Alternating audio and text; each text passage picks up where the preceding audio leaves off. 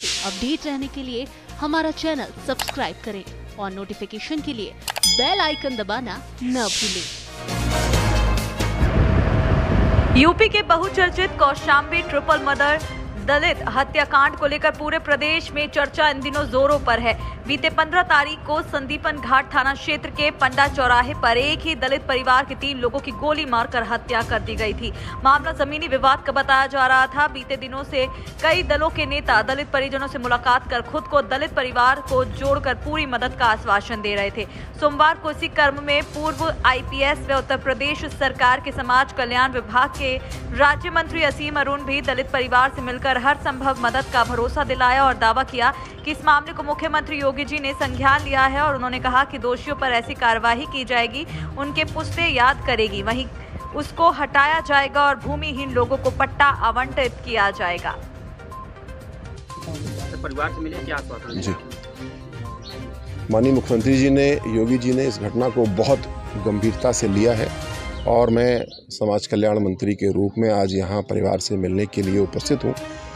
परिवार की जो मांगे हैं वो सभी जायज़ हैं और जो निर्णय है, जो निर्देश पूरे प्रशासन के लिए है, सबसे पहले जो अपराधी हैं उनकी तत्काल गिरफ्तारी हो, उनसे गहनता से पूछताछ हो, घटना के जो सारे स्वरूप हैं वो पूरी तरह से निकल के आना चाहिए, कोई भी अंश छुपना नहीं चाहिए। दूसरा, जो अपराधी हैं उनके खिलाफ बढ़िया इन्वेस्टिगेशन करके चार्जशीट हो और परिवार की जैसी मांग है, हम सब उससे सहमत हैं कि इसको बहुत ही तेज़ी से फास्ट ट्रैक पे मुकदमे को लाया जाएगा, ट्रायल किया जाएगा, जिससे कि इन अपराधियों को भी समझ में आए और साथ साथ पूरे उत्तर प्रदेश में ये मैसेज सबके मन में स्पष्ट है, ये योगी सरकार है। यहाँ पे किसी की हिम्मत नहीं है कि इस प्रकार की घटना के बारे में सोच पाए, लेकिन यहाँ पे ऐसी घटना हुई, इसको एक चुनौती के रूप में लिया गया है और केवल परिवार के न्याय की बात नहीं है, ऐसे अपराधियों को ऐसी सज़ा दिलाई जाएगी कि इनकी पुश्तें याद करें और दोबारा किसी की हिम्मत ना हो कि ऐसी घटना करे।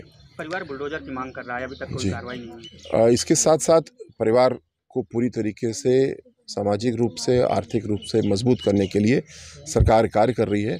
जो सरकारी अनुमन्य सहायताएं वो तो हमने आदि पहुंचा दी और दे रहे हैं, लेकिन इससे आगे बढ़ के जो भूमिहीन परिवार के सदस्य हैं, आसपास के और लोग हैं, उनको हम लोग नियमानुसार पट्टे दिलाएंगे, कब्जे दिलाएंगे, जिससे उनकी आर्थिक मजबूती हो। जो अवैध कब्जे यहाँ पे हो रखे हैं उनके लिए जिलाधिकारी महोदय से अभी मेरी चर्चा हुई है और जो भी अवैध कब्जा है उसको हटाया जाएगा और साथ साथ सरकारी ज़मीन अगर वो पट्टा योग्य है तो उसको निर्धन लोगों को, भूमिहीन लोगों को पट्टा दिया जाएगा। इंडिया गठबंधन सनातन धर्म को लेकर काफ़ी हमला करता है, क्या? देखिए, ऐसे गठबंधनों के पास में कोई मुद्दा नहीं है सिवाय मोदी जी का विरोध करना। मोदी जी जिनके ऊपर पूरा देश विश्वास करता है, बारंबार विश्वास ये व्यक्त किया है। अभी आपने सर्वेक्षण भी देखा कि विश्व में सबसे ज़्यादा लोकप्रिय नेता के रूप में हमारे प्रिय प्रधानमंत्री मोदी जी हैं। वो इसलिए हैं क्योंकि उन्होंने देश को एक दिशा दी है, देश को गति दी है।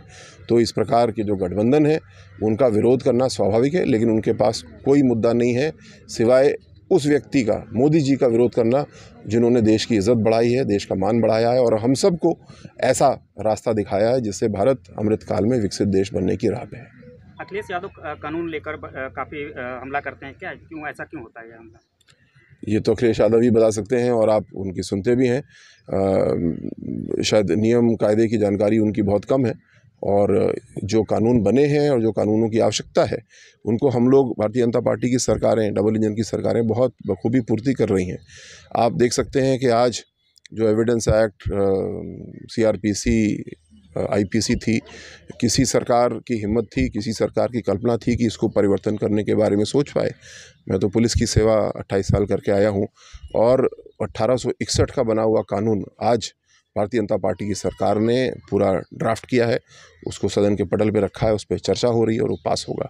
ये क्षमता भारतीय जनता पार्टी की सरकार की केंद्र में और प्रदेश में है और इस पर कार्य हो रहा है।